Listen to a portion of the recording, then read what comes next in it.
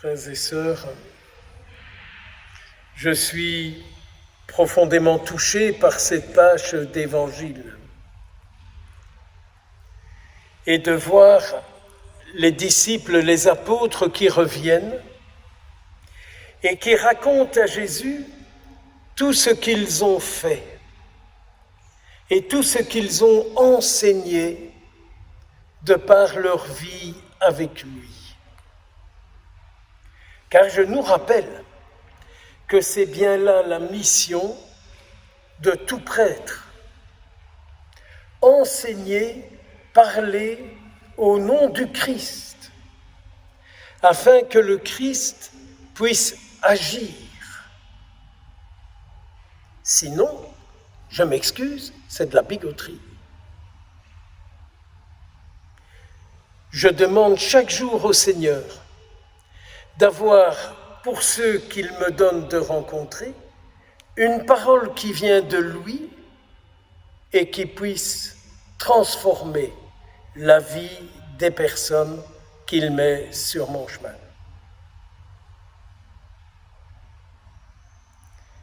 Je me demandais, encore tôt ce matin, si les hommes, les femmes qui participent à l'Eucharistie en ce 16e dimanche du temps ordinaire, s'ils croient dans ce que Jésus dit. Est-ce que vous croyez en ce que Jésus dit? Et est-ce que vous croyez en ce qu'on vous dit de la part du Christ? Petit examen de conscience que je vous invite de faire, non pas pour vous culpabiliser, ça n'a pas d'intérêt, mais pour prendre conscience par quel pasteur vous vous laissez guider. Je ne suis pas sûr, avec tout le respect que j'ai pour les organisateurs des vieilles voitures, qu'ils se sont beaucoup laissés guider par le Christ lui-même. Je ne suis même pas très sûr que les organisateurs de tout cela, et excusez-moi, je peux le dire, je n'y habite pas dans la commune, que les responsables de la commune ont respecté les personnes qui viennent à la messe ou les personnes qui ont une difficulté de se déplacer. On permet qu'ils se mettent n'importe comment, on ne sait pas accéder au parking handicapé.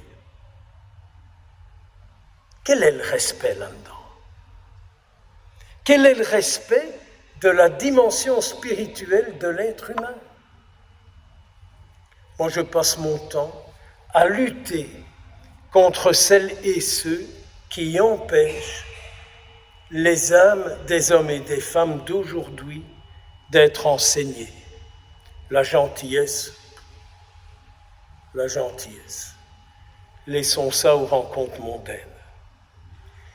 Donc, quand vous entendez Jésus dire, en voyant toute cette foule devant lui, ils sont comme des brebis sans berger.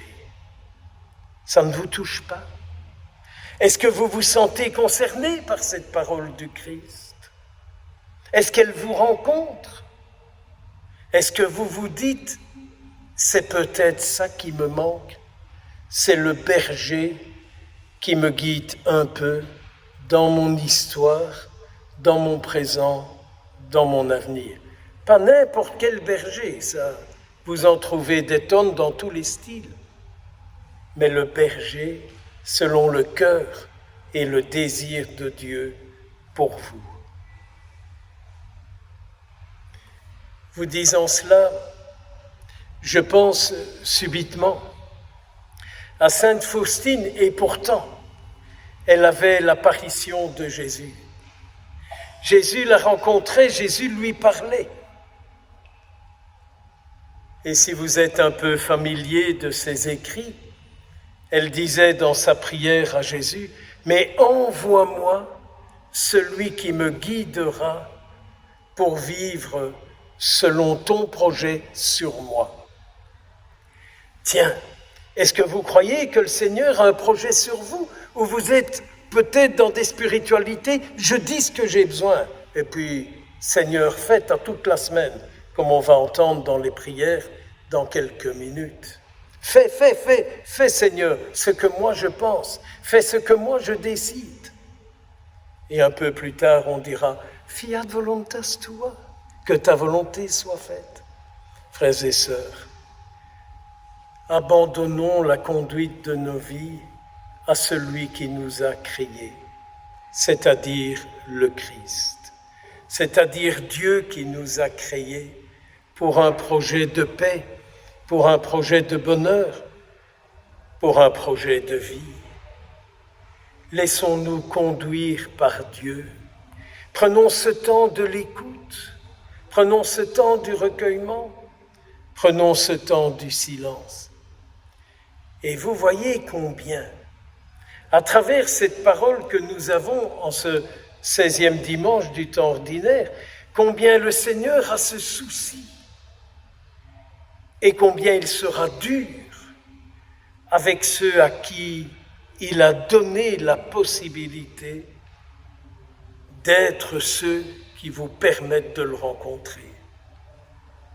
Quand on entend le prophète, comme il nous le disait, dans la première lecture, « Malheur à vous, pasteurs, vous laissez périr mon peuple, vous laissez disperser les brebis, malheur à vous. » Je ne pouvais que dire au Seigneur, oui, je ramasse, oui, j'écoute.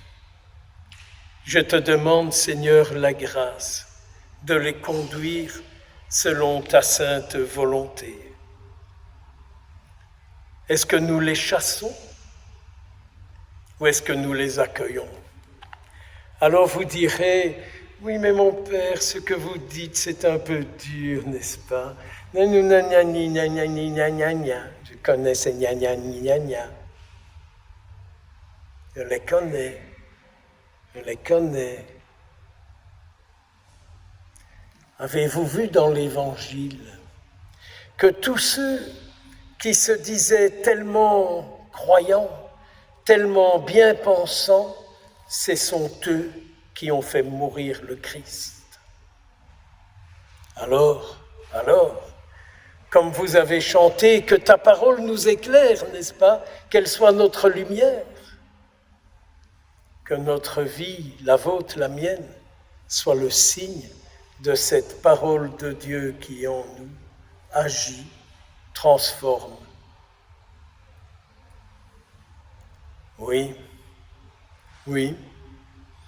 nous serons toujours dans le monde le signe de ce berger qui nous conduit.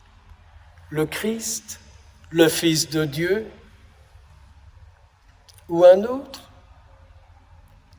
Qu'en cette Eucharistie, notre désir soit clair, que nous puissions dire au Seigneur, « Tu es mon berger, ô Seigneur, c'est toi qui me conduis », comme nous l'avons chanté, prié, j'espère prier, dans le psaume 22, entre les deux passages d'Écriture sainte.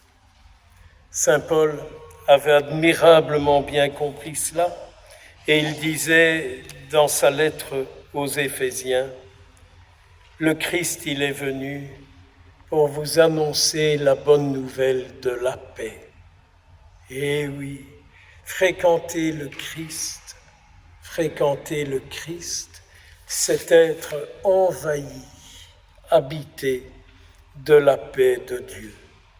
Cette paix qui nous permet d'assumer tout ce que nos vies nous demandent d'assumer. Les contraintes de la vie, les difficultés, les soucis, Jésus est en nous, le prince de la paix. Alors, frères et sœurs, prions. Que voulez-vous que je vous dise?